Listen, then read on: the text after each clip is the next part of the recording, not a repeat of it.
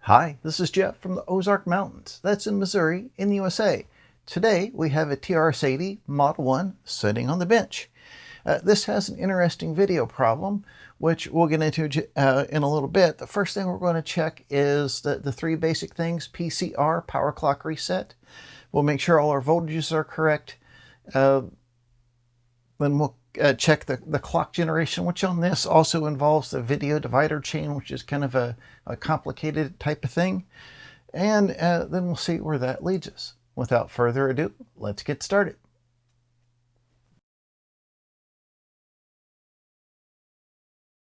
Thanks to PCBWay for sponsoring this video. They not only do PCBs and flex PCBs, they also have 3D printing service, injection molding service. They do CNC machining, sheet metal fabrication. They also have a thriving maker community where you can share projects and check out what other people are doing. For your next project, head on over to PCBWay. First things first, let's see the symptoms. I've got the power brick plugged in and the monitor connected, and we'll turn it on. And you can see it kind of seems to reset, but we get 4 copies of garbage. So it could have more than one problem. This is looking kind of like a clock video divider chain type of problem. If I press reset,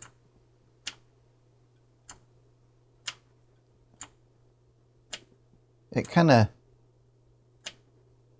glitches there when I release reset, so I think it's doing something.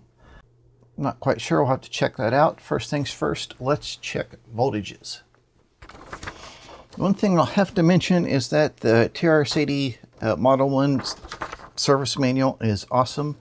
It gives a really good description of how everything works, shows you all the test points, and that type of thing. It's refreshing to have a manual that's written to be used as a service manual. So the first thing we need to check is 12 volts. So I've got the ground here on the negative side of C9, and it says our 12 volt reference is on the back side of R18 right here. We have 12.008, so that looks good. Now we need to check 5 volts, which is on the left side of R4 here, which is this big power resistor. 5.3, that's probably a little high. So let's adjust R5. I don't think this is the problem, but we'll see if we can tweak it. We'll set that to maybe 5.1.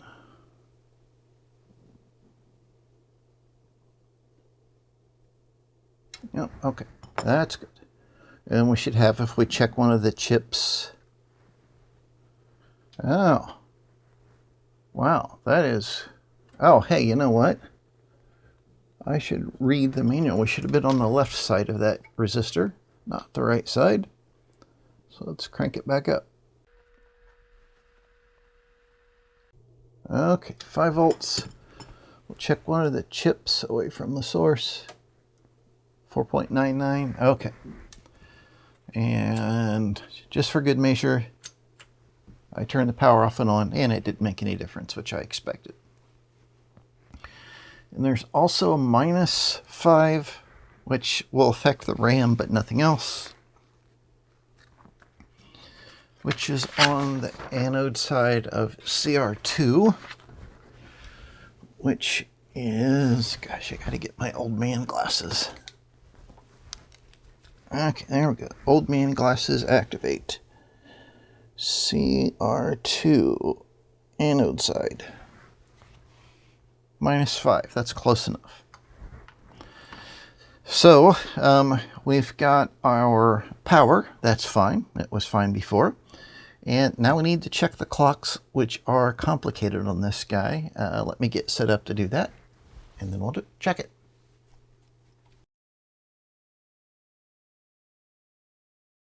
All right, let's check the video divider chain. And full disclosure, I already did this. My microphone battery died.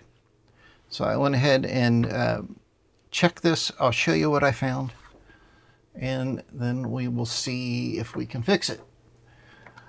This is the page from the manual that shows the various frequencies at which chip and pin. So that's what we'll follow. It says that Z32 pin 11 is the most important. So here is pin 14, 13, 12, 11. And we need to slow that guy way down. And you can see here that says that is about 120 hertz. And according to the manual, that should be 60 hertz. So we're off by a factor of 2, so no wonder our display is wonky.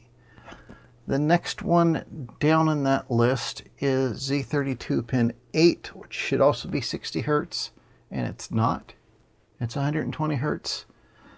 Then we can go Z32 pin 9. This should be 180 hertz, but it's 360 hertz, so we're still off by a factor of 2. And if we go further down the chain, we'll skip like the next 5. We'll go to Z50 pin 11.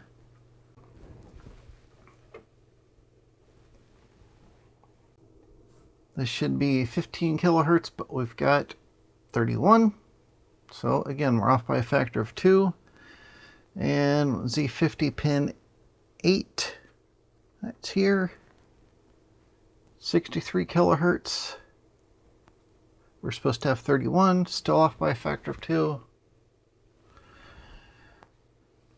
And Z50 pin 12. That's supposed to be 110 kilohertz. We have 220. And then the next one up in the chain is C65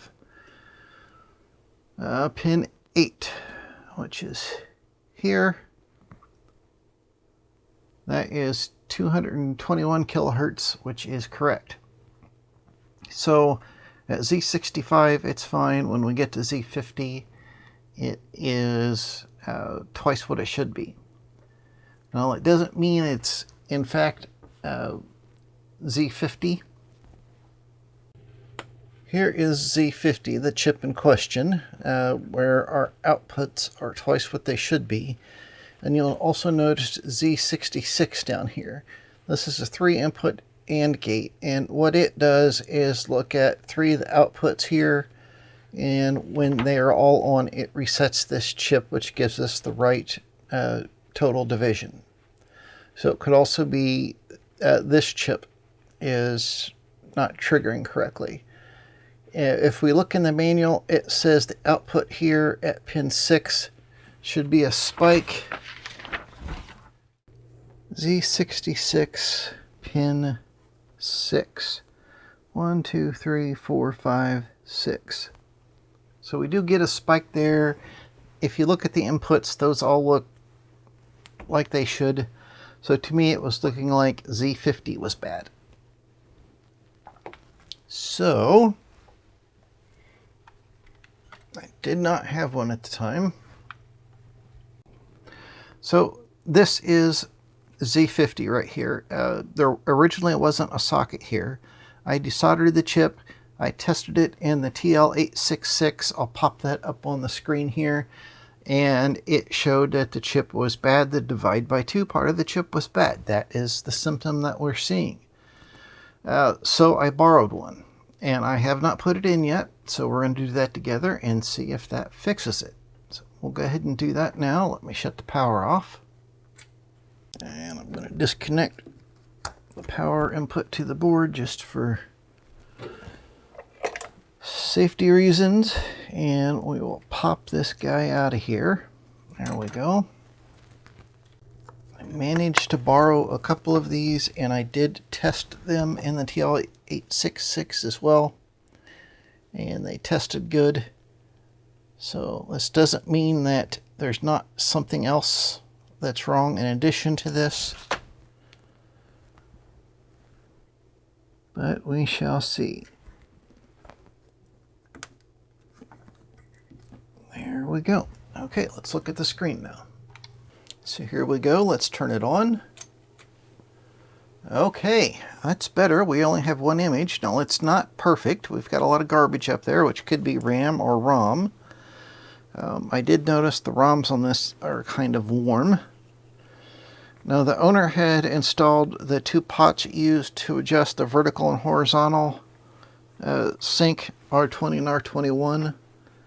So I will try adjusting those.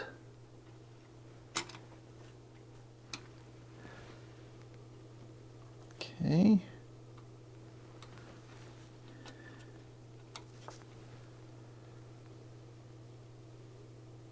There we go. Okay. So the screen's a little bit flickery. I think that's normal. But we've got garbage on the screen. So that will be our next task, is to figure out why there's garbage on the screen. There's a good chance it could be RAM. This thing has a whole smorgasbord of RAM chips in it.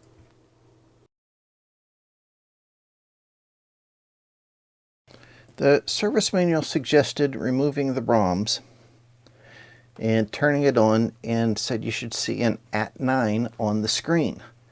I did that. I'll point you at the screen and let you see what happens. I also saw on Ira Goldling's website some tips to pull Z71 and or Z3 and see what happens. These are jumpers basically that control the addressing of the system RAM up here. So you set it if you have 4K or 16K. And this has 16K installed. It's got 84116 DRAMs. This jumper is set for 16K, but it's kind of weird. It's a gold-plated looking jumper with two legs bent out. That's not factory. And this one is set for 4K, which I thought was kind of odd. It might be a problem. So the first thing we'll do is look at what it does on the screen with the ROMs removed. Then I'm going to pop Z71 out here and we'll see how that changes it. Okay, so here is the screen with the ROMs removed. Sometimes this happens, it'll randomly pop up AP on the screen, but most of the time we just see this stuff. And it's pretty consistent between power cycles. So it's definitely not the @9. And as I said, Ira Goldling's website, which I'll link to in the description below, suggested pulling the RAM configuration jumpers one at a time. And I found if I remove either one of them, like this time I've removed Z71, we do get @9. Now I was confused by what @9 meant or what it signified. And Armadeep on the TRS-80 Discord was nice enough to explain that with the ROMs removed, the Z80 is stuck in a loop where it is sending out 2 bytes constantly. Since it's not running correctly, these 2 bytes, which is @9, gets picked up by the video driver circuitry, and that's what you see filling the screen. And the manual says that you get this blinking because this interrupt is firing constantly even when the video is being output.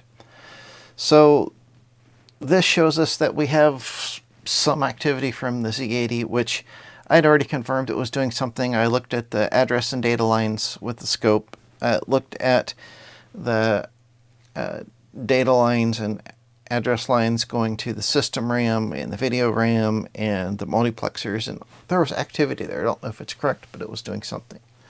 So now what I'm going to do, since this jumper was set for 4K, this is Z71, and Z3 was set for 16K, I'm going to poke some wires in where Z71 goes to strap that for 16K, and we'll see if that makes a difference. So I have Z71 jumpered like this, which comes from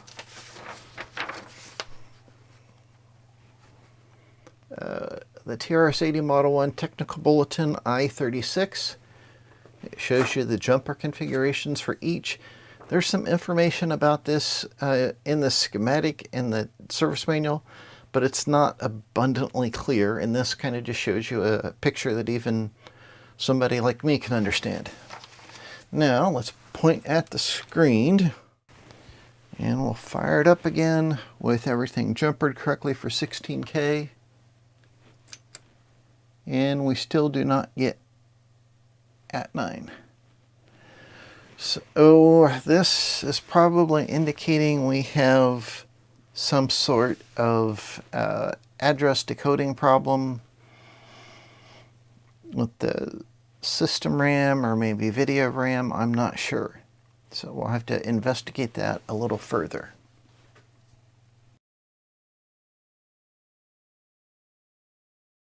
I looked at this computer for another couple hours. I didn't film that because I was just trying to learn how it works, what was broken, but we'll go back through it now and I'll show you the steps I took and show you what I found. So the owner of this machine had included this diagnostic ROM. This is the one that Adrian Black and friends had come up with. It's burned to a 2716 EEPROM, which will plug right in on the left-hand socket. That's nice. I just thought, why not try plugging this in to see if we see any difference. I've got the jumpers here set for 16K. It doesn't really make any difference at this point. And the sharp-eyed among you will notice that I've got most of the RAM pulled out. That also does not make any difference at this point. I'm just too lazy to put them back in right now. And I also have added a socket here, but this is the original chip, that Z21, which is a 74LS156. And we'll get to why I did that now. So let's point you at the monitor. So with the diagnostic ROM in there, we get the same thing, the same garbage on the screen. And I thought about that for a while. You can see here I soldered a wire onto the cassette output so I could look at it with the scope, but it wasn't doing anything. And we know the processor works because we get the AT9 when we remove the Z71 jumpers here. So that got me thinking, well, what is it with removing these Z71 jumpers that causes this thing to work? So I pulled them one at a time. And of course, the last one I tried pulling was this one right here, which goes between pin 5 and 12. Pull that guy. Let me point you back at the screen now. Turn it back on. And look at that. So basically it says the video RAM is okay.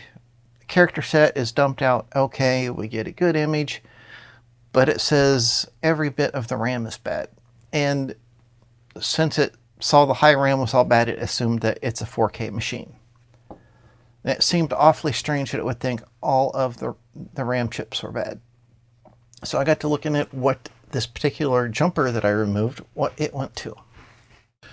Okay, so here's the jumper that was removed. It goes from pin 5 to pin 12.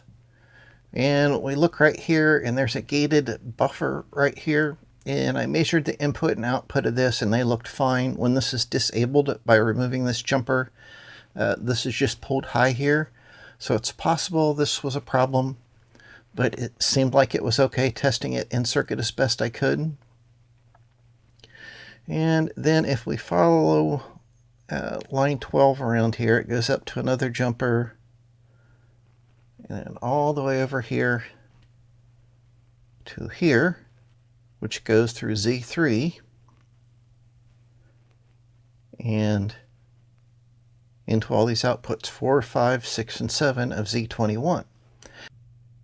Z21 is a demultiplexer or decoder. Imagine if I tell you a number between 0 and 3, and then you turned on the corresponding light, which are labeled 0 through 3. So only one light can be on at a time, and it's whichever light I gave you the number for the last. That's kind of what this guy does. It turns a binary number into one of these outputs being on. Now let's take a look at, this is Z21 right here. So I'll get, oops, you can't see that, can you? This is Z21 right here. This is the one RAM chip that's in there. And I'll show you what I saw on this. I have not tried a new chip in this spot yet, so we're going to try that together. I'm going to turn the computer on now, and we're going to look at Z21, the outputs 4 through 7. And there is no case when one of them is on, which seems awfully strange. There should be one on, not more than one on, or perhaps all off. And when I say on, I mean low. It's an active low output. And if we look at the other side of that, which are pins 9, 10, 11, and 12. 9, 10, 11, oops, wait a minute. 1, 2, 3, 4, 5, 6, 7, 8, 9. Yeah, there we go. So we see we do have outputs from the other half of this chip, which makes sense. So what I did is I desoldered that chip, which was a real pain in the butt. It didn't want to leave, and I tested it on the chip tester, which I will pop up here, and it does indeed say that first half of it is bad. So now we will pop in a new chip, and we'll see together what that does. Okay, the moment of the truth. I put the new chip in the Z21 slot. I've got all the jumpers in for Z71. And the diagnostic ROM is still in there, and we only have, the only RAM chip we have is in Z20, which is bit 7. So if everything goes right, it might tell us that bit 7 is okay and the other 7 bits are not. We'll see what happens though. Hey, look at that. It did come up and say there's 16K RAM now. Oh yeah, 7, 6, 5, 4, 3, 2, 1. Okay, so maybe Z20 there is actually bit 5. They might not be in order across the board. Okay, so let's go ahead and plug in all of the RAM chips in the same order they were in originally, and we'll see what happens. Okay, all 8 RAM chips are in. These are a hodgepodge of different styles, so I don't know if they're all good. We'll see what the diagnostic says.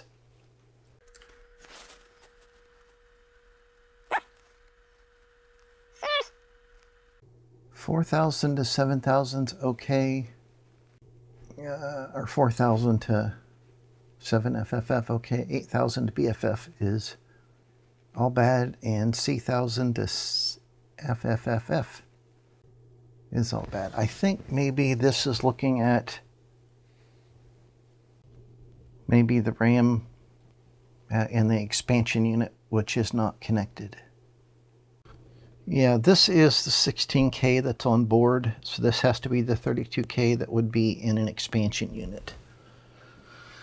So I think we have some life now, so it's time to put the original ROMs back in and see what happens.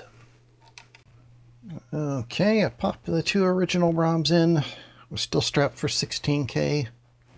So let's see what happens now. Hey, a ready prompt. That is really good. Now, I do not have a keyboard attached to this thing. He did send along the keyboard.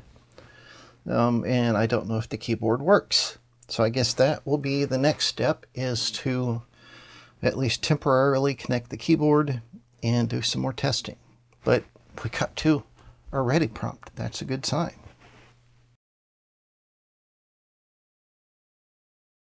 I hooked up the keyboard, good enough to work. I've got a couple sheets of paper in here so the 2 boards don't short together. The main board's actually upside down when it's installed. The chips are on the bottom.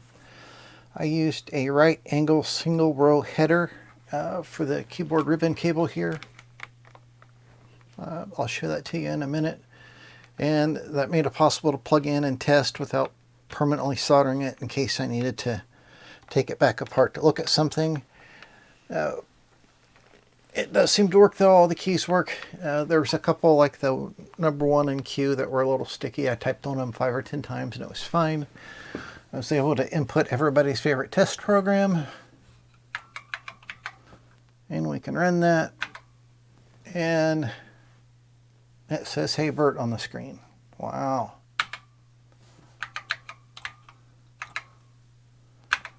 So with some more typing, this keyboard will improve and it needs cleaned up and that type of thing. I know the cassette output works because I was monitoring that with the scope when I had the test ROM in there. So the only thing I haven't tested is the cassette input. I don't have a cassette cable to do that. But I would suspect it's okay. And right now it is strapped for 16K since it has 16K of RAM in it. And I will talk to the person that belongs to this Model 1 and see if they do indeed want to strap that for 4K, like an original 4K level 1 basic Model 1, or if they want to keep it strapped to 16K since it's got 16K in it. I will have to modify Z71 here. And perhaps C3 if he wants it to go. Either way, I'll have to modify one jumper or the other because one will set to one will set to the other. But we got it all fixed up.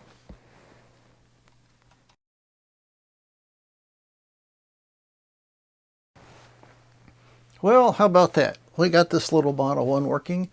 I'd never worked on one of these before, so it took a while. I had to do some research ahead of time to see how that video section worked.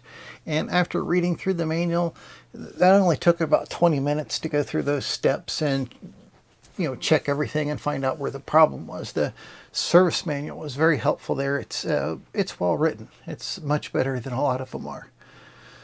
The other things with the deal with that other chip, the line decoder, that was a little more trouble. That took a couple hours of poking and measuring and thinking about it and doing some reading. But it really wasn't too hard. It was all kind of, again, the manual helped. It explained how, you know, the system was designed. And it just took some measuring with the scope, checking the signals, looking at the data sheets for those chips, and figuring out if they seemed like they were working properly or not. So altogether, we replaced 2 chips, and we'll need to reconfigure one or the other jumper to either set it to 4 or 16K, depending what the owner wants to do. We added that right angle connector for the keyboard to make that easier to remove the keyboard if you need to work on it. And that's about it. It's ready to go back to its owner. If you have any questions or comments, I would love to hear from you. Just leave them in that comment section down there below. Links to the things and sites and whatnot I've talked about in this video are in the video description as well. Just look at that. And until next time, thanks and bye.